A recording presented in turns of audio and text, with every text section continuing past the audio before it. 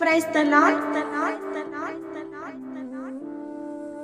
యెరూషలేము ప్రార్థన మందిరము. ఈరోజు దేవుని వాక్యము. నా శత్రువుల ఎదుట నీవు నాకు భోజనము సిద్ధపరచుదువు.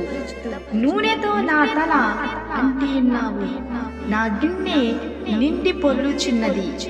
నేను బ్రతుకు దినములన్నీ కృపాక్షేమములే నా వెంట వచ్చును. చిరకాలము యెహోవా మందిరములో నేను నివాసము చేసేదను. 23వ కీర్తన 5:6. సంఘ కాపరులు ఎన్ డేవిడ్ రాజ్ దీవెన. God bless you all.